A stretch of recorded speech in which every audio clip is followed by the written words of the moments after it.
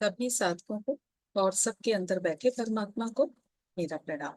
मैं आराधना अरोड़ा अपने channel Aradhana Arora the unique प्राणा में आपका स्वागत करती हूँ और आपके साथ कंटिन्यू करूंगी पातंजलि योग सूत्र। तो आपसे मेरा निवेदन है, सूत्रों को बहुत अच्छे से सुने और अपने जीवन में परिवर्तन लेकर। तो आइए शुरुआत करते हैं। विराम प्रत्याभ्यास पूर्वः संस्कार शेषोन्यः, यानी कि विराम यानी वृत्तियों का रुकना, प्रत्यय यानी वैराग्य, अभ्यास पूर्व यानी कि प्रयास करना, संस्कार शेषोन्या यानी चित्त के संस्कार नाम मात्र बचना। तो इस प्रकार चित्त वृत्तियों का निरोध रोकने के लिए, शांत करने के लिए बार बार अभ्यास करने से संस्कार नाम मात्र ही बचते हैं और वृत्तियां, जिसे मैं हर सेशन में क्लियर करती हूँ, हमारे अंदर सुख की वृत्ति, दुख की वृत्ति, किसी भी सोच की वृत्ति, लालच की वृत्ति, क्रोध की वृत्ति, इनको हम वृत्तियां कहते हैं।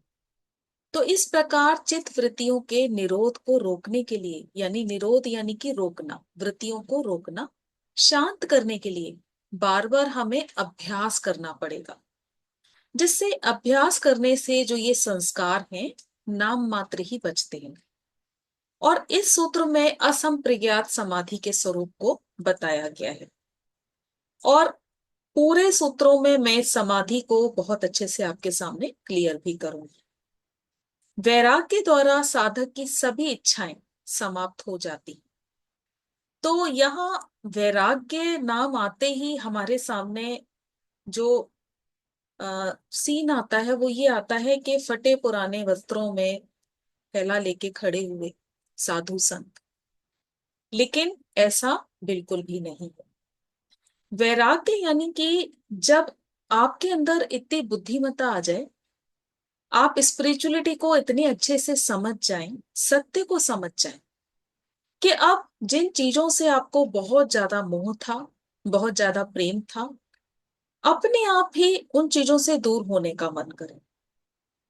जैसे कि छोटा सा एग्जांपल खाने का ही ले लें कि आपके खाने में बहुत ज्यादा रुचि है, लेकिन स्पिरिचुअलिटी में आप इतना आगे आ गए कि आप बहुत अच्छे से सारी बातों को समझ गए कि जो मिला वो स्वीकार है, नहीं मिला तो भी स्वीकार है, मिला तो भी स्वीकार है।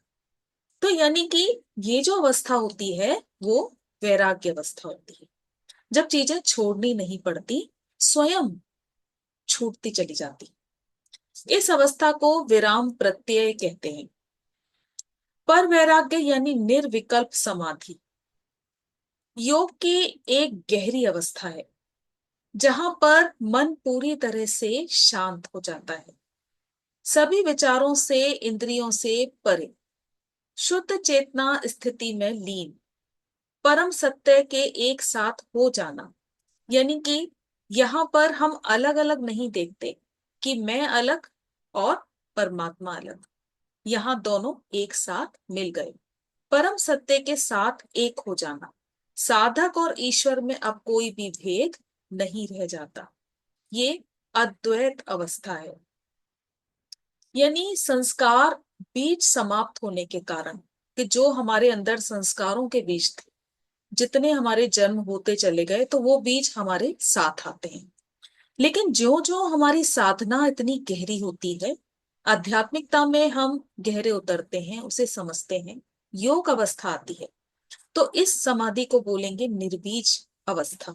यानी निर्बीज अवस्था आ गई, जहां पर अब बीज ही रह नहीं गया, बीज ही शेष नहीं रह गया, संस्कार का कोई बीज ही नहीं रहा। जब बीज ही नहीं रहा तो अंकुर फूटेगा ही नहीं। जिस तरह अग्नि से तपाने से स्वर्ण यानी सोने के सभी दोष समाप्त हो जाते हैं, और इसी तरह से ये जो तप है जो हमारे अंदर चल रहा है, तो वो शुद्ध सोना बनता है। एक अवस्था वो भी आती है कि मुझे सब कुछ चाहिए, और एक अवस्था ये भी आती है कि मैं ही सब कुछ हूं। ये है योग की अवस्था। दूसरा सूत्र है भ्रम प्रत्ययो विदेह प्रकृति लय नाम। भव यानी कि संसार, प्रत्यय यानी कि यथार्थ ज्ञान, सही ज्ञान, ज्यों का त्यों ज्ञान, विदेह यानी कि शरीर रहित, प्रकृति लय नाम यानी जो प्रकृति में विलीन हो गए। संसार का सही ज्ञान यानी सारी चीजों का ज्ञान, जैसे सूर्य का ज्ञान, चंद्रमा के विषय में गहरा ज्ञान, पृथ्वी के विषय में गहरा ज्ञान, आकाश, ग्रह, नक्षत्र, सुख दुख के विवेक से अध्ययन करने से, सही ज्ञान होने से उसे भव प्रत्यय नामक असंप्रज्ञात समाधि, यानी जब हमें इन सारी चीजों का पूरी तरह से सूक्ष्म ज्ञान भी हो जाए, उसे कहते हैं असंप्रज्ञात समाधि। सही ज्ञान प्राप्त होने पर भी योगी को देह का अभिमान नहीं रहता और मूल प्रकृति में वो लीन हो जाता है। यानी कि जैसा कि एक एग्जाम्पल है कि बर्तन अगर भरा हुआ है तो वो एक ही जगह पड़ा रहता है, उसके अंदर इतनी स्टेबिलिटी आ जाती है। और अगर बर्तन खाली होगा तो क्या होगा, उतना ही वो आवाज करेगा। तो यहां भी ऐसा ही है कि जब आपको इतना सारा ज्ञान हो जाता है तो देह का अभिमान ही नहीं रहता और मूल प्रकृति में पूरी तरह से लीन हो जाते हैं। इसे ही विदेह योगी या प्रकृति लय योगी कहते हैं। विदेह योगी का अर्थ ये नहीं है कि शरीर का देह ना हो या वस्त्रों का त्याग दे देना, बल्कि देह अभिमान से मुक्त हो जाना, समस्त ज्ञान आने से कि अब देह का अभिमान ही नहीं रह गया, कर्तापन के अहंकार से मुक्त हो जाना।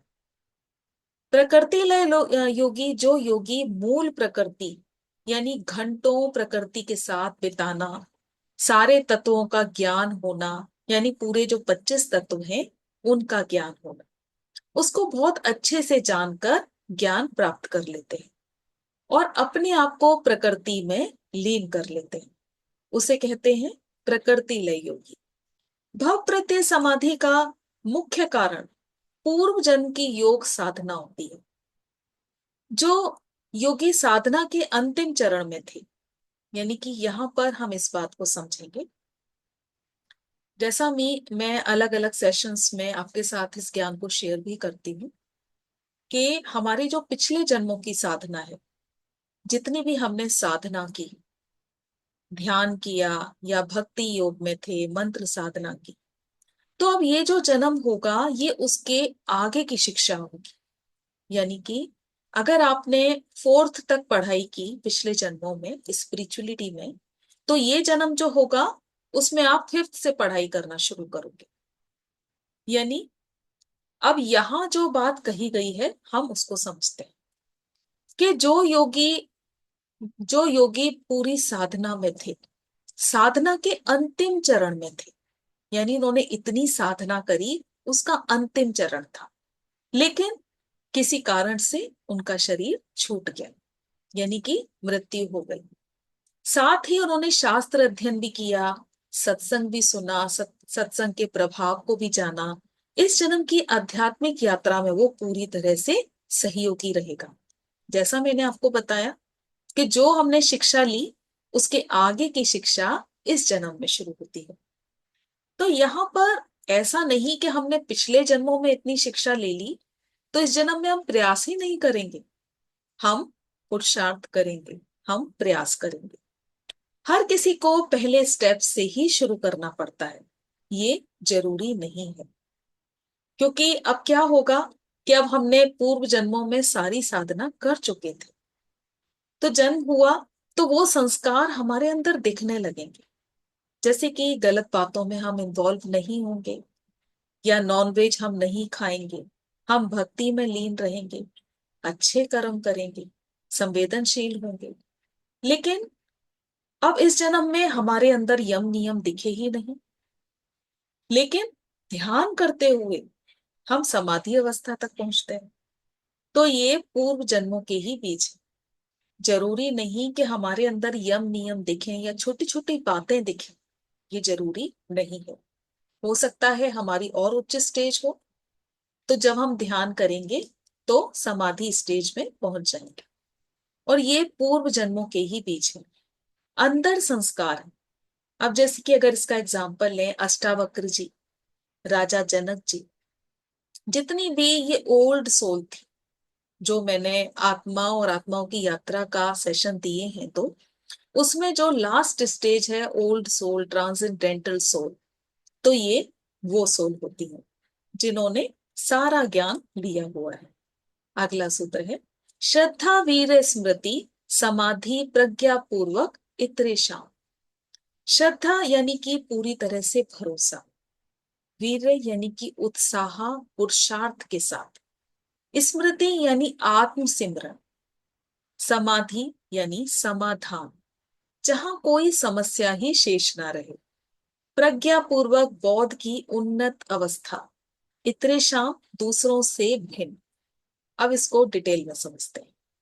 असंप्रज्ञात समाधि एक उच्च अवस्था है जो आरंभ में ही मैंने बताई थी, जहां मन की वृत्तियां पूरी तरह से शांत हो जाती, यानी क्रोध है तो क्रोध भी शांत हुआ, दुख की लहर भी शांत हुई, सुख की लहर भी शांत हो गई, कोई लालसा थी वो भी शांत हो गई, और कोई भी विषय मन पर प्रभाव नहीं डालता। कोई भी अवस्था आए, कैसी भी सिचुएशन आ जाए, मन स्टेबल, शून्य। इसे निर्वीज समाधि या निर्विकल्प समाधि भी कहते हैं। निर्वीज समाधि का सर्ववीज समाधि भी होता है, और निर्विकल्प का सर्विकल्प समाधि भी होता है। यानी कि सर्विकल्प यानी वो अवस्था जहां पर हम होते तो इसी स्टेज में है, हम ध्यान करते हैं, वो भी एक उच्च अवस्था है, लेकिन वहां हम अपने आप को और संसार को, अपने आप को और परमात्मा को अलग अलग देखते हैं। लेकिन जैसे जैसे ये अवस्था ऊपर की तरफ बढ़ती जाती है, उच्च अवस्था होती जाती है, समझ में आ जाता है कि हम भी वही, परमात्मा भी वही, यानी हम दोनों एक, जहां संस्कारों का बीज ही ना रहे। इसे कहते हैं निर्विकल्प समाधि। ये दो प्रकार की होती है, भव प्रत्यय संप्रज्ञात, जिसे इससे पहले सूत्र में मैंने आपको समझाया था। दूसरी होती है उपाय प्रत्यय। ये समाधि योगियों को प्राप्त होती है। इसमें वृत्तियां पूरी तरह से शांत हो जाती हैं, मन के संस्कार भी शून्य हो जाते हैं।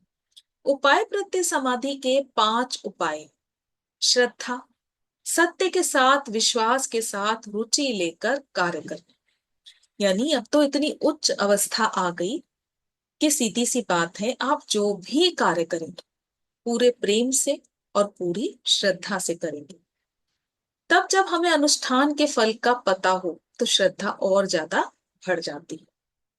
यानी कि जैसा मैंने पतंजलि भी अभी सेशन स्टार्ट करते हुए भी कहा था कि आप बहुत अच्छे से सुनो, तो सुनने के बाद शायद आपको इस बात का आभास हो कि बहुत कुछ हमें सीखने को मिला, कि हम कहाँ कहाँ किस किस स्टेज तक पहुंच सकते हैं, यानी कि फल का पता होगा। और जब हमें इसका वास्तविक अर्थ पता लग जाएगा तो श्रद्धा उसके प्रति और ज्यादा बढ़ जाती है। दूसरा है वीर्य। वीर्य यानी उत्साह आना, कार्य करें पूरे उत्साह के साथ, पूरे जोश के साथ, बोझ समझकर नहीं कि ठीक है सामने कोई ज्ञान आ गया, कोई वीडियो आ गई तो ठीक है सुन लेते हैं, ऐसा नहीं करें। पूरा उत्साह होना चाहिए, पूरा मन होना चाहिए सुनने के लिए, कि सुनेंगे तो कुछ ना कुछ सीखने को जरूर मिलेगा, चाहे मार्ग में कितनी भी बाधाएं। श्रद्धा होगी तो उत्साह भी आएगा।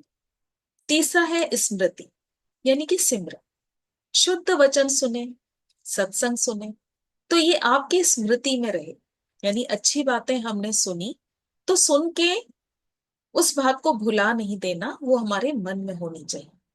मन में होनी चाहिए इसका मतलब है कि जहां कोई ऐसी सिचुएशन आ जाए, ऐसी परिस्थिति आ जाए, तब हमें वो अच्छी बात याद आ जाए और हम उसका यूज करें। तो अगर हमें श्रद्धा होगी, हमें उत्साह होगा, तो स्मृति संस्कार भी हमारा बना रहेगा।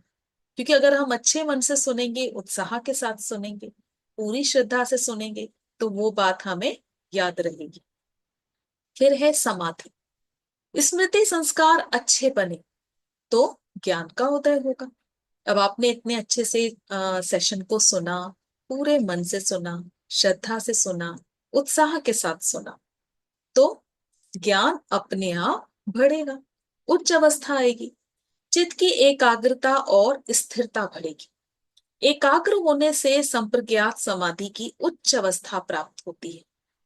एकाग्र होने से, तो मैं सभी का एग्जाम्पल अपना सेशन ही दे रही हूँ कि अगर आप सेशन को बहुत अच्छे से मेरे साथ सुन रहे हैं, यानी कि अच्छे से सुनने का मतलब है कि आपका जो माइंड है वो कन्वर्ट ही नहीं हुआ इसी बीच, ना इधर गया ना उधर गया, एक एक वर्ड को आपने बहुत अच्छे से सुना, तो यानी कि ये जो अवस्था आई, चाहे कुछ पल के लिए, ये होगी संप्रज्ञात समाधि। ये उच्च अवस्था है।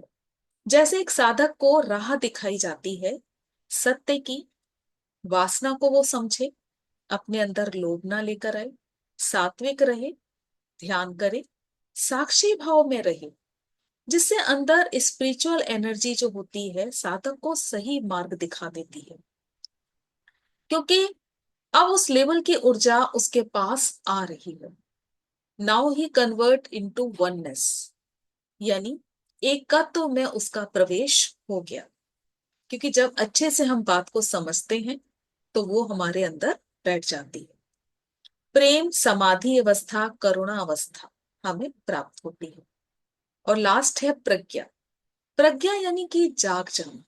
जब हम इतना सब कुछ सुनते हैं, स्पिरिचुअलिटी को अपने अंदर लेके आते हैं, तो हमारी प्रज्ञा जाग जाती है, समाधि की उच्च अवस्था आ जाती है, उन्नत अवस्था आ जाती है, और यथार्थ ज्ञान प्राप्त हो जाता है।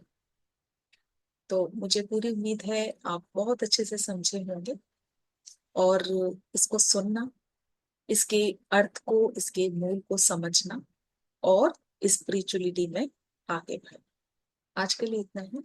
बहुत बहुत धन्यवाद आप सभी का।